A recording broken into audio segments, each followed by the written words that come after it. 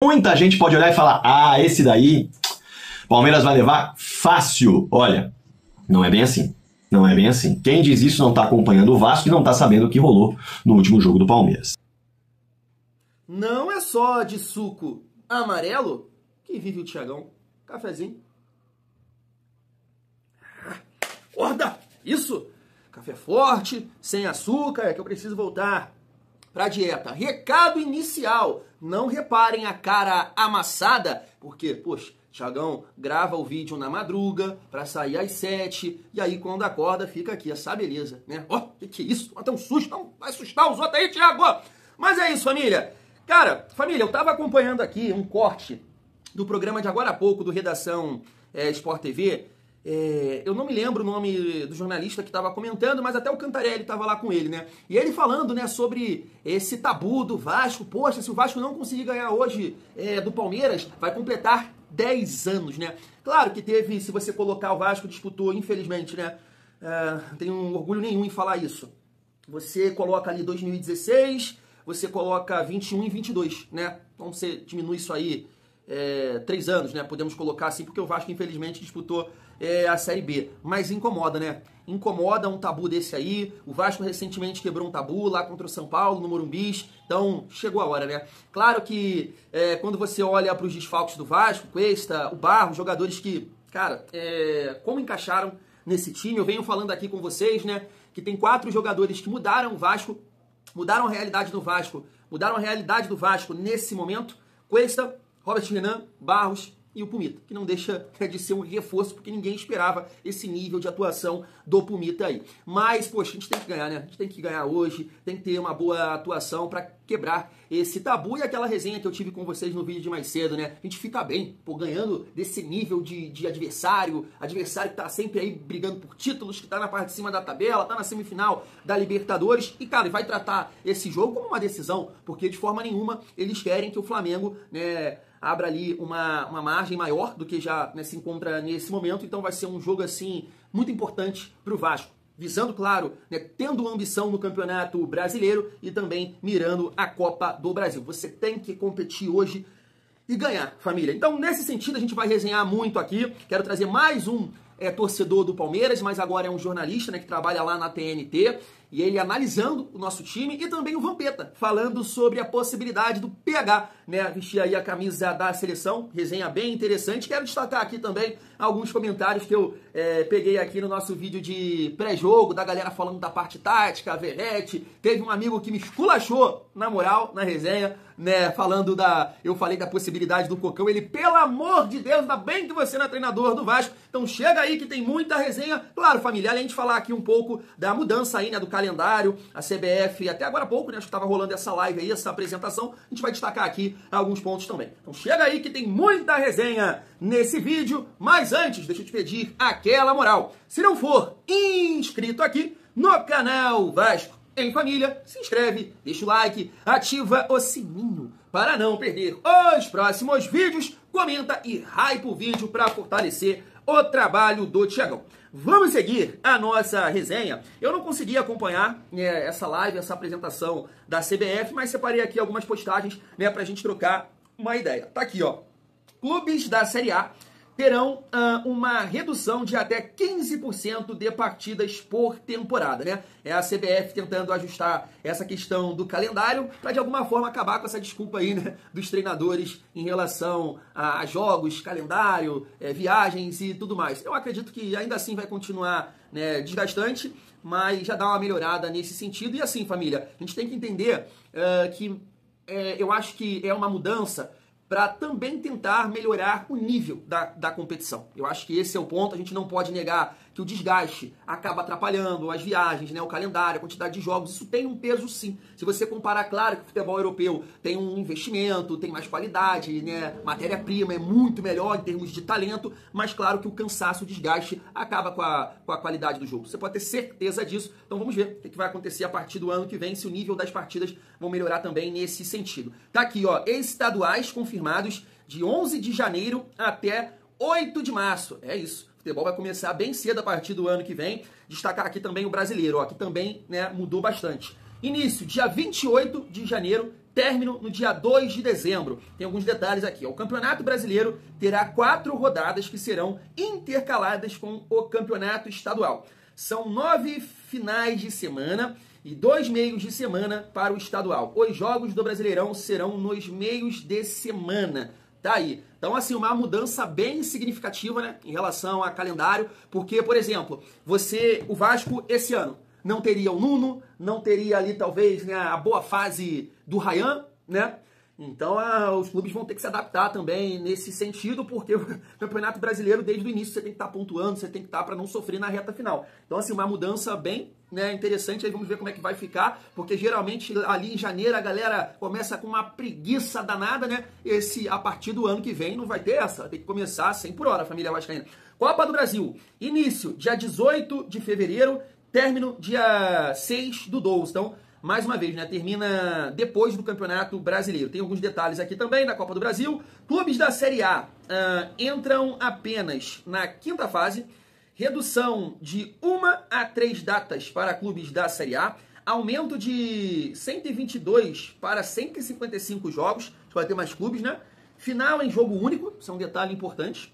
Aumento de 92 para 126 clubes em 2026, aumento de 126 para 128 clubes em 2027. É isso, né, família? Porque esses jogos vão ser definidos também em jogo único. Me parece que...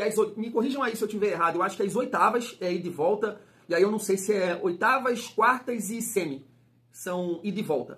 Né? Não sei, mas essa galera aí que vai jogar, né, desde a primeira fase, é jogo único, perdeu, sai. Então por isso que vai aumentar aqui também o número de times. E a novidade é a Copa Sul-Sudeste, tá aí também. Né? Vai ser disputada entre 25 de março a 7 de junho. Clubes em competições da Conmebol não participam. 12 clubes participam dela no total. Clubes disputam entre 6 e 10 jogos. 2 grupos de 6 times disputam o torneio. Enfrentamentos cruzados entre os grupos A e B. 2 times avançam em cada grupo. Disputas de semi e de final em 2 jogos. Cara, isso aqui eu não sei se vai vingar, não. Sinceramente, essa Copa Sul-Sudeste aqui. Eu tava vendo... eu botei no exato momento que o André, do Sentimento Tricolor, o Dezão, ele tem um outro canal também, falando, né, de futebol de um modo geral. E aí ele estava comentando sobre essa competição, e aí lá os critérios que eu não estava acompanhando, né? Ele fala que a competição teria, se fosse pegando os critérios de 2025, de 2024, perdão, estadual, tal, colocação e tudo mais. Cara, teria só um time da Série A nesse momento. Aí teria Brusque, Novo Horizontino, Atlético Paranaense, uma enrolação lá danada lá. Então, assim, não sei se é interessante não, porque...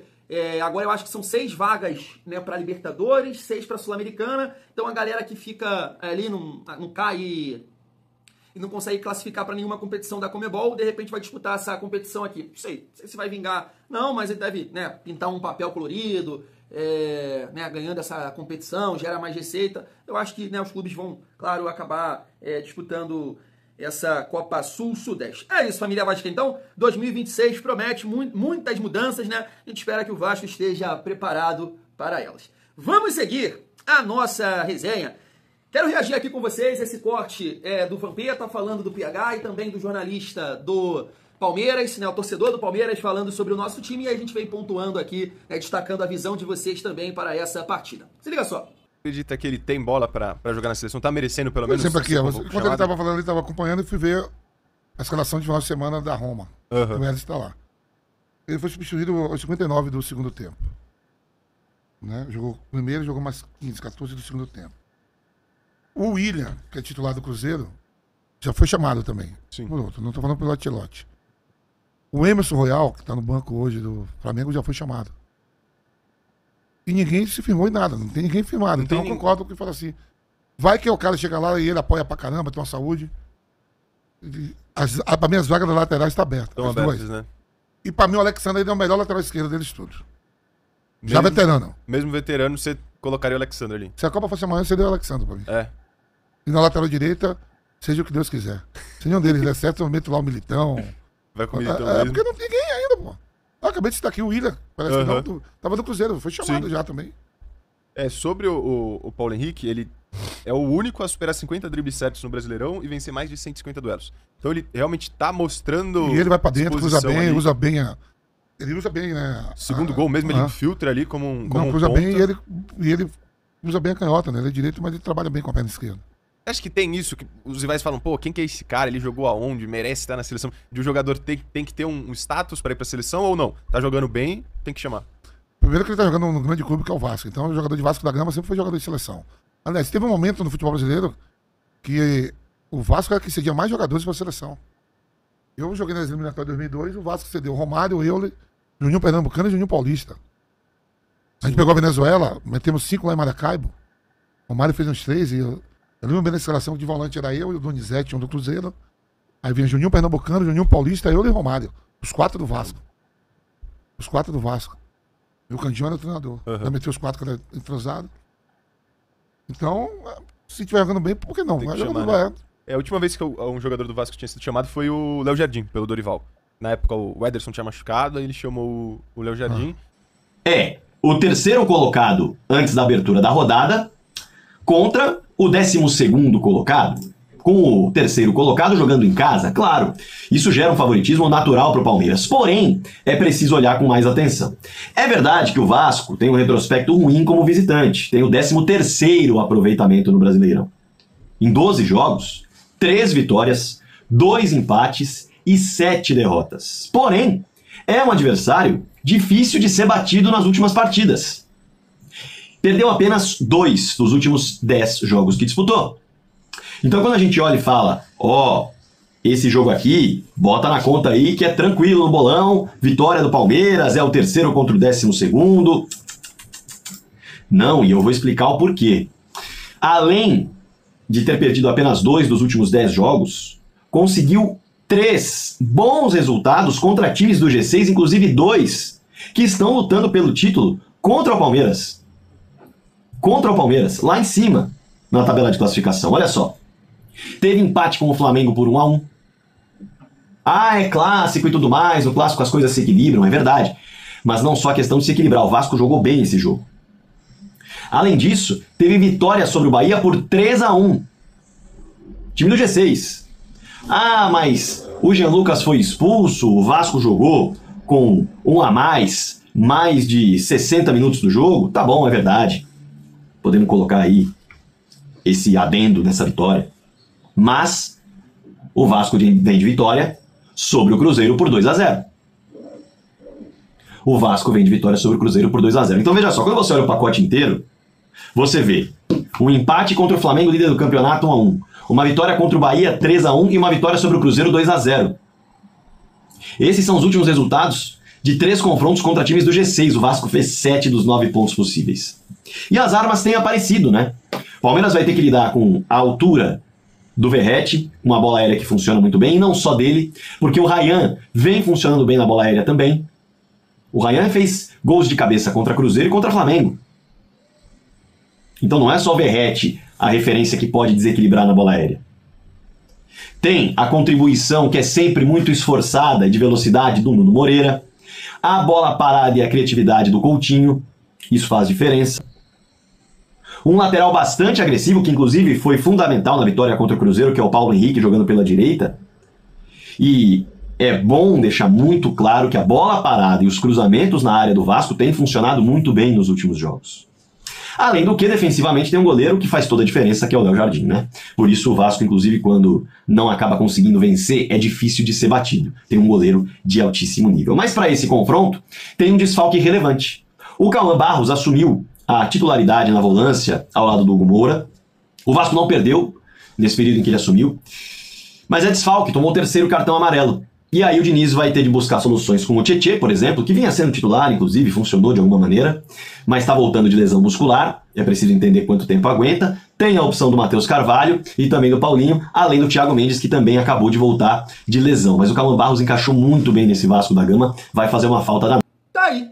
Família, deixa eu começar com a opinião do Vampeta sobre o PH e a possibilidade dele jogar com a camisa da seleção. Família, não é porque ele joga no Vasco que eu tenho aqui essa opinião. Até porque se você pensar numa composição ali de um time, né, titular que seja, ou opções, você olha para a função de 9, centroavante. O Brasil tem esse jogador que é bom na bola aérea, que sobe bem, né? Tipo um Verratti, que pode aproveitar esses cruzamentos? Não. A galera fala muito do centroavante, assim, na essência do Pedro, que não é muito bom nesse fundamento. Faz ali um ou outro gol de cabeça, mas não é especialidade dele. Aí você tem o Matheus Cunha também, que é mais mobilidade, o João Pedro também, sabe? Quero dizer, essa jogada de lateral e faz o cruzamento pro centroavante vir testando? Não tem, né? Então eu olho pro PH e ele não é muito bom nisso, né? A gente sabe disso, esse cruzamento dele com a perna boa, com a perna dominante. Ele cruza melhor até com a perna esquerda, né? Tanto que o Ryan aproveitou o belo cruzamento dele ali e abriu 1-0 pra gente diante do Cruzeiro. Então é um lateral que, em comparação aos outros, né? Wesley, o próprio Willian, que o Vampeta citou, quem vem sendo convocado também eu não acompanho, que é o Wanderson, que joga lá no Mônaco. Claro que essa galera tem um outro olhar para quem atua no futebol europeu, né, que é o caso do Wesley e do Wanderson, um joga no Mônaco e o outro joga na Roma. Cara, mas o PH tem muita força, mano. O PH, como o De Aranha fala, é um cavalo, e isso é uma característica que você pode aproveitar assim, mano. Cara, o cara tem uma ultrapassagem, o cara marca melhor que esses caras todos aí que a gente tá citando. Então eu acho sim que ele, poxa, deveria ter uma oportunidade. E obrigado, Paulo Brax, né? Quem diria? Paulo Brax que foi lá buscar esse jogador e hoje é uma referência do nosso Vasco. E muita gente cogitando aí, não somente os vascaínos, né? Mas muita gente cogitando a possibilidade do PH, né, jogar pela seleção. Logo mais, né? Eu tô gravando esse vídeo aqui, ó, 1h13. Daqui a pouco vai sair aí a convocação. Quem sabe o PH tá na lista. Família, em relação a tudo que a gente ouviu do jornalista, uma análise perfeita, né? Vem acompanhando bem o Vasco. E eu tava vendo essa matéria aqui da UOL, né? Diniz aposta em Ryan para surpreender o Palmeiras. De fato, é um jogador que vem sendo muito importante, decisivo, né? Porque diante do Flamengo fez gol e diante do Cruzeiro também, né? Times da parte de cima da tabela, a gente vai enfrentar o Palmeiras. Então, o Ryan realmente é um jogador que a gente espera muito dele hoje para que o Vasco possa conquistar principalmente a vitória, né? Pra gente quebrar esse tabu aí, não somar 10 anos, né? Sem ganhar do Palmeiras. Mas eu tava vendo aqui alguns comentários de vocês sobre o Verratti, né? E eu evitei comentar sobre o Verratti nesse período aí pro jogo contra o Palmeiras. Vocês sabem a minha opinião em relação a isso, mas separei aqui alguns comentários da galera, ó, da família vascaína. Meu parceiro Mal botou aqui, bom dia, Thiagão, bom dia, rapaziada. Mais do que nunca, não iria de Verratti. Iria num 4-3-2-1. Léo, Jardim, PH, Lucas Oliveira, Robert Renan e Pumita, Hugo Moura, Cocão e Tietê, Coutinho, Nuno e Ryan. Dessa forma daria mais liberdade para os laterais e a gente ia povoar o meio campo. Boa escalação. Meu parceiro aqui, ó, Fael, disse o seguinte: Verratti é complicado, caramba. Esse jogo é para jogar no contra-ataque. Tem aqui também o meu amigo André. O problema é que o Coutinho joga com o Verratti na opção de ataque. Aí quando o Verratti sai, que é raro, o Coutinho já não está mais em campo. Ô Diniz, dá a opção de ataque para o Coutinho, meu filho. Cara, é um comentário aqui bem pertinente, tá? Bem pertinente porque eu comentei isso com vocês recentemente, né, numa jogada ali contra o Cruzeiro, que o Verratti está sozinho aqui, o Coutinho tá com a bola aqui, a galera lembra desse lance, o Verratti está sozinho aqui, e o Nuno marcado, sei lá, pelo menos por 2 jogadores do Cruzeiro. O Coutinho não quis tocar aqui e força o passe aqui, e aí o Vasco perde a bola. Cara, isso é um problema. E eu não estou criticando o Verratti, Aqui a gente precisa entender a característica do nosso centroavante. O nosso centroavante é finalizador.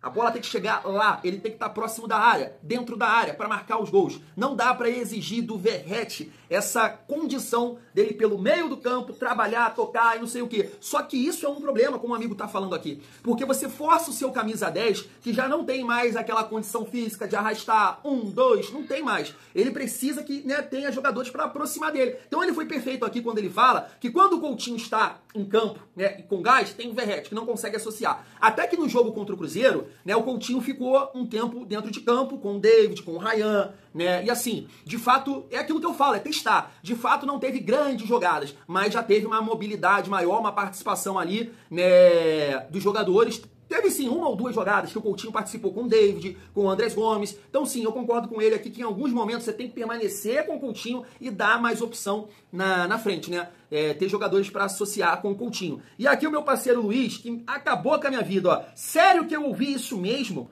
Cara, juro, gosto muito do seu canal e ouço todos eles. Mas você dizer que prefere o Cocão como titular e colocar o Verratti no banco, em busca de um tal jogo físico e velocidade, então vamos colocar qualquer um dos pilotos do Velozes e Furiosos. Eles sim têm intensidade na velocidade e adoram uma briga. Aí teríamos o tal vigor físico. E aí ele fala que é brincadeira e tal. Eu não vou ser grosso de forma nenhuma. Mas assim, como eu destaquei aqui vários comentários, ô Luiz, muita gente discorda de você. Né? Eu sei que você tem a sua visão, opinião, mas é o que eu te respondi aí, cara. A gente fala muito mal do Matheus Carvalho pela atuação do jogo contra o Ceará e esquece do jogo contra o Botafogo. Vai falar que ele foi mal. Vai falar que ele não deixou a contribuição dele, que ele não foi importante. Povoando meio campo, protegendo, dividindo, fazendo coberturas. Foi muito importante contra o jogo, contra o Botafogo na Copa do Brasil. Sim, foi muito mal. Foi ridículo, na verdade, ali o passe que ele erra e sai o gol do Ceará. Mas a questão aqui do Matheus Carvalho, eu deixei bem claro no vídeo, falta de opção. Se tivesse qualquer outro jogador com essa intensidade e condição física para tentar comparar ali, para se aproximar do estilo do Barros nesse jogo contra o Palmeiras, eu optaria por ele. Mas não tem. Infelizmente não tem. A galera até levantou a possibilidade do Helder, né? Que tá também relacionado. Cara, eu acho que o Diniz não confia, né, para um jogo desse, de colocar um jogador que não tá adaptado, não trabalha ali com os companheiros, nunca jogou, né, com o time titular. Então acho que ele não vai optar. Eu não vejo nenhum absurdo colocar o Matheus Carvalho para proteger o nosso sistema defensivo. Cara, o Tietê, eu gosto do Tietê. Eu acho que colocar o Tietê é uma ideia ousada. É um time que... é um Vasco que vai buscar jogar também. Só que o que me preocupa é que ele tá parado, pô. Ele tá parado. E é o pior jogo...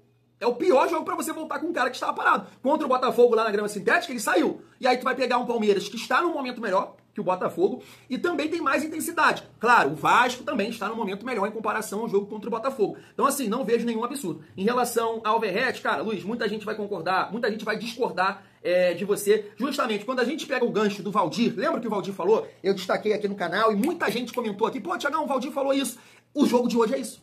O jogo de hoje é exatamente isso. Cara, como é que o Verratti vai participar? Vai fazer, o Valdir falou isso, vai fazer os gols, se ele tem que ficar voltando lá atrás, se ele tem que ajudar na marcação, o que vai acontecer no jogo de hoje? Pelo menos na teoria. O Verratti vai ter que ficar voltando. Dá pra aproveitar o nosso artilheiro assim? O nosso centroavante assim? Não dá. Não dá, não é jogo pra ele. Entende? Agora, contra o Vitória, é claro que é um jogo pro Verratti. É claro que é um jogo pra ele. É um Vasco que vai dominar, é um Vasco que vai ter que propor o jogo, e aí é jogo pra ele. Agora, um jogo que você vai jogar atrás da linha da bola, né, lá atrás, buscando uma transição, é jogo pro Verratti? Não, Luiz. Não, Luiz. O seu comentário aqui, sinceramente, né? Eu que mando pra você, é sério que eu estou ouvindo isso de você, mas faz parte. E aí, família, só bater aqui mais uma vez na provável escalação de cada time, tá aí, né? Everton, Giai, Gustavo Gomes, Murilo e Piquerez, ou Jefté, né? Aníbal Moreno, Andréas Pereira, Felipe Anderson, e aí a possibilidade do Rafael Veiga, Maurício e Facundo Torres, Flaco Lopes e Vitor Roque, né? A gente já analisou bem aqui no vídeo de mais cedo esse provável time do Palmeiras. Cara, eu acho assim que com o Rafael Veiga e o Maurício, né, eu falei sobre isso, o Palmeiras ganha na criatividade, mas perde na intensidade, principalmente numa recomposição. Né? O Facundo Torres é um jogador que tem mais explosão, velocidade, mas assim, não é tão bom tecnicamente, né? Não conseguiu, né, vingar ainda, então vamos ver, né? Tem essa possibilidade. Com o Rafael Veiga e o Maurício, acredito que ganha na criatividade, mas perde na intensidade e o Vasco pode se beneficiar disso aí. E o Vasco, né, Jardim, Lucas Oliveira, Robert Renan, PH e Puma Rodrigues. Cara, torcer muito aqui por uma boa atuação do Lucas Oliveira, pro Vasco mandar bem, né, defensivamente. Hugo Moura e Tietê, já falei aqui com vocês, o Tietê me preocupa muito, não pela qualidade do jogador, não pela qualidade, de forma nenhuma eu ia cometer esse erro aqui, pela parte física.